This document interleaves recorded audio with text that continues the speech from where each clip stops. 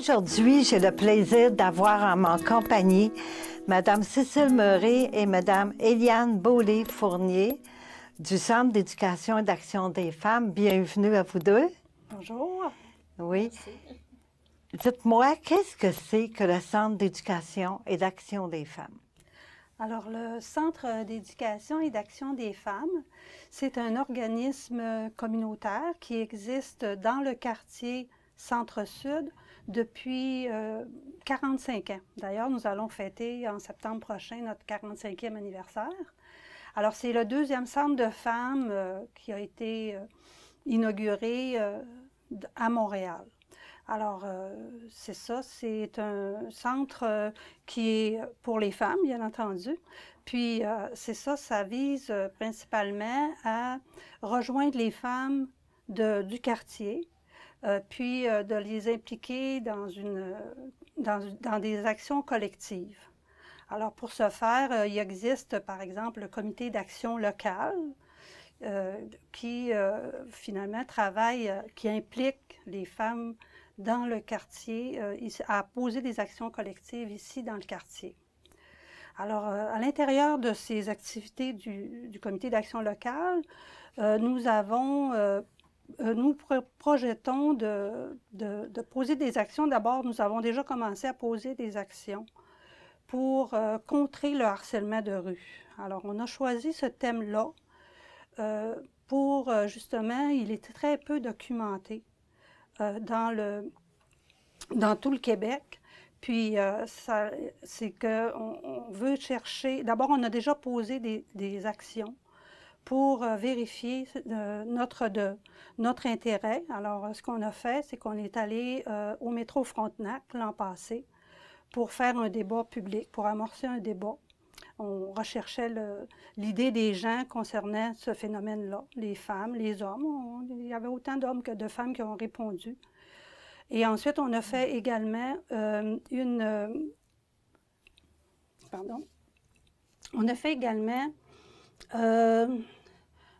une prise de parole publique au métro Berry-UQAM où on énonçait des commentaires ou des idées sur le harcèlement de rue.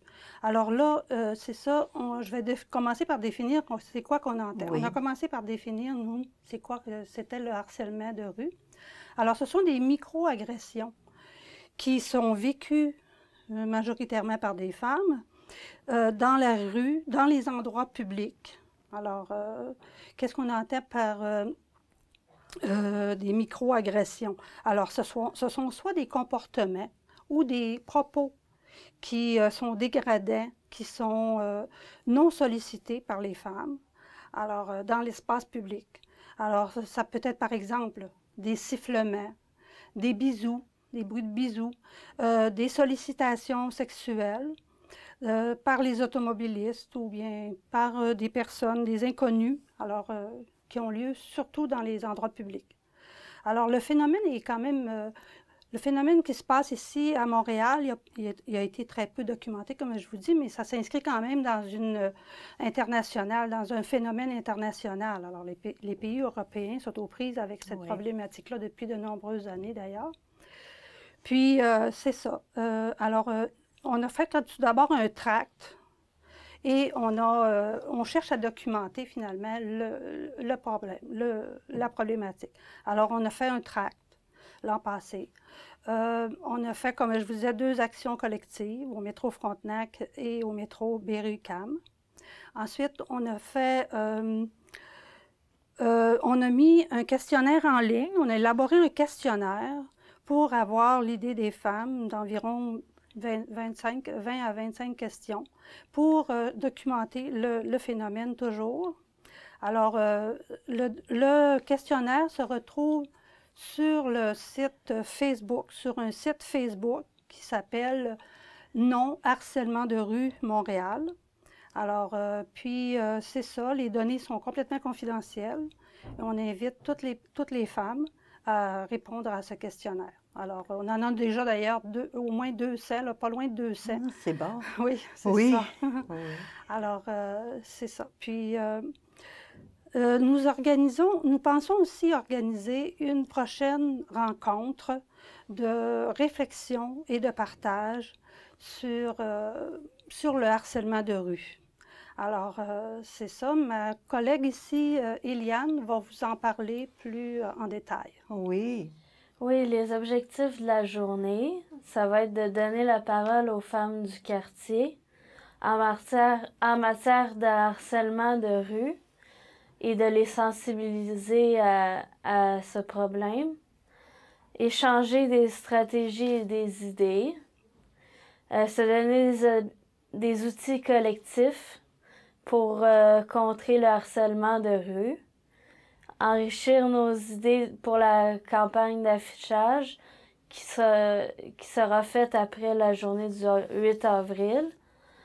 Il va y avoir différentes activités durant cette journée, des ateliers, des dispositifs de porteurs de parole pour celles qui sont un peu gênées mais qui veulent dire leur opinion quand même. Le théâtre avec un peu d'interaction, la création d'affiches où la créativité sera le bienvenu, une discussion, des discussions en fait sur des solutions qu'on va pouvoir apporter. La journée, c'est le samedi 8 avril de 9h30 à 16h au centre Jean-Claude Malépard, au 2633 Ontario-Est, face au métro Frontenac. L'inscription est obligatoire avant le 3 avril, parce qu'il va y avoir des lunchs sur place. Puis venez en grand nombre parce que ça va être une journée mémorable et géniale. Oui. Moi, je me demandais aussi, est-ce que cette journée-là, est-ce que c'est mixte ou pas? C'est non mixte. OK, non mixte, OK. Puis, comment vous allez faire pour rejoindre, est-ce que vous tentez de rejoindre des femmes du quartier ou comment que ça va faire pour publiciser? Pour venir à cette journée-là, pour avoir des femmes, comment ça va fonctionner? Alors, c'est ça.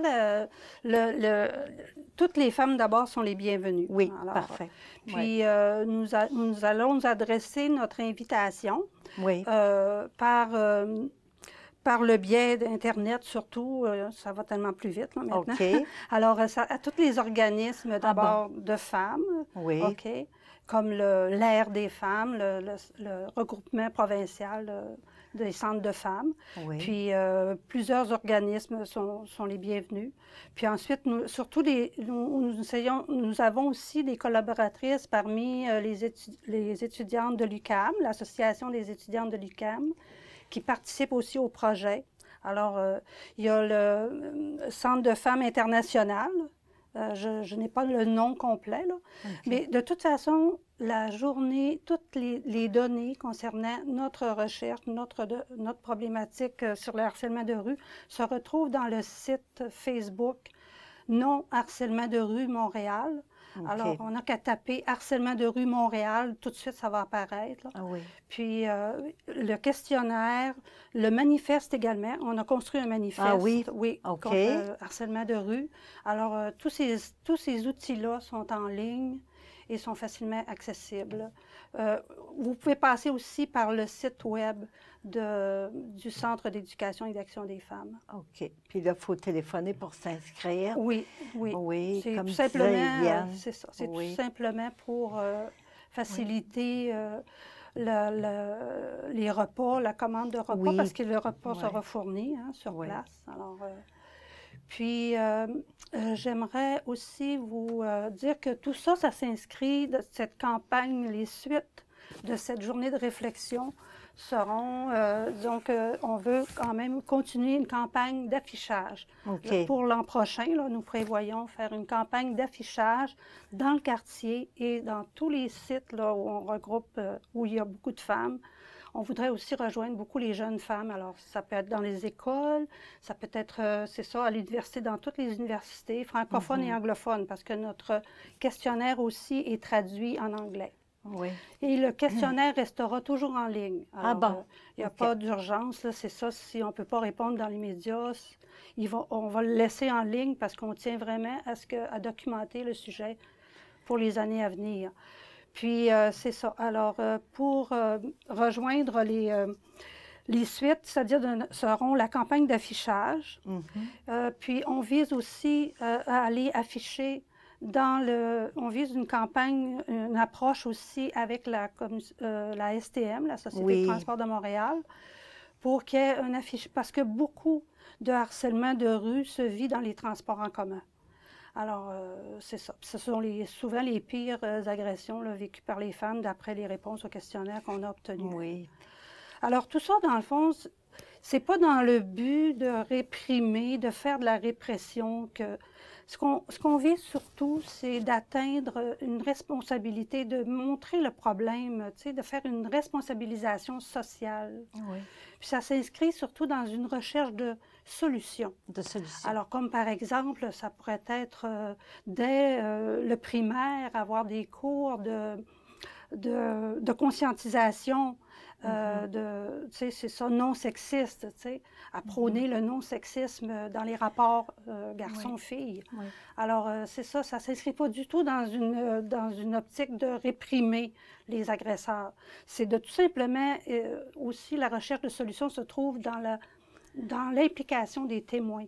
Alors, on vise, c'est ça, à éveiller les témoins, à stimuler les témoins, à les sensibiliser, puis à faire en sorte que les agresseurs, c'est ça, soient sensibilisés aussi aux problèmes que ça cause. Ça crée un climat d'insécurité pour les femmes, c'est ça, puis ça provoque, entre autres, c'est ça, que les femmes ne veulent plus tellement sortir le soir.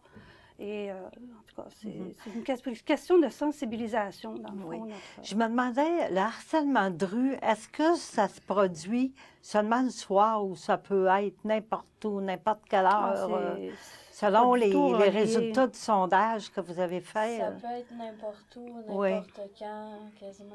Non, c'est pas une question d'heure, ni d'âge pour les femmes non plus. Hein, d'après les résultats. Puis les femmes, même si en toute saison, là, quand on leur manteau d'hiver, est-ce que ça arrive qu'ils peuvent être harcelés pareil? Oui, ça arrive. Ah oui, même Oui, puis est-ce que vous avez observé avec les résultats du sondage, les témoins, concernant les témoins de tout ça, est-ce qu'ils font habituellement, est-ce que les témoins réagissent ou ils s'en mêlent pas? Admettons qu'ils voient une femme qui se fait harceler, soit dans le métro ou n'importe quoi, est-ce que... Ils sont souvent inactifs. Ah oui, OK. Ouais. Ils restent, ils voient, mais ils sont... c'est ça que vous voulez dire? Ils veulent, mais ils veulent pas voir. Ah, ils veulent, mais ils veulent pas voir. Ouais, hein, c'est ça. puis, Oui, il y en a même un commentaire qui nous a été raconté que c'est ça, une personne va réagir quand elle voit une personne jeter sa cigarette ou jeter un papier par terre, par exemple, dans le métro. Oui. Mais par contre, si une femme se fait, disons, flirter ou draguer là, grossièrement dans le métro, il n'y aura pas personne qui va intervenir. Oui. Puis... Alors, c'est ça. C'est vraiment une question de sensibilisation.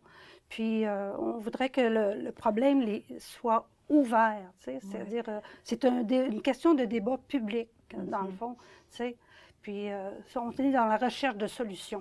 Si je comprends bien, c'est pour le harcèlement de rue pour éviter que ça soit banalisé. Hein? Je pense que c'est ça que vous voulez. Parce que trop longtemps, ça a été banalisé. Passé sous silence. Les femmes se disent « Oh, je ne rencontrerai pas ça. » On se fait répondre « Ah, c'est juste du flirt, c'est juste ça, c'est juste ci. » C'est comme une culture qui voulait que les femmes deviennent, parce qu'elles sont dans un endroit public, elles sont des objets publics. Là, Ou sinon, il y en a qui pourraient dire tu étais habillée trop sexy, tu t'es a provoqué ou quelque chose comme ça. OK, c'est des choses de même. Ouais. Donc, si je comprends bien, cette journée-là, au Centre Malépart, le 8 avril, ça va être une journée de réflexion, de partage, puis tout ça. Là, hein, Oui. Puis oui. on invite toutes les femmes Oui. à se joindre à nous. On a une bonne capacité, là. Oui. Le Centre Jean-Claude Malépart nous permet ça. Oui. Alors, on les remercie là, de Puis nous tout offrir près. cette... C'est à côté du métro Frontenac, donc on invite les gens. Bien, je vous remercie beaucoup à vous deux d'être venus aujourd'hui à mon entrevue. Puis bonne chance pour cette journée-là, une bonne réussite. Merci. La journée de réflexion sur le harcèlement de rue aura lieu le 8 avril au Centre Jean-Claude Malépart. Pour plus de renseignements, contactez le 514-524-3901.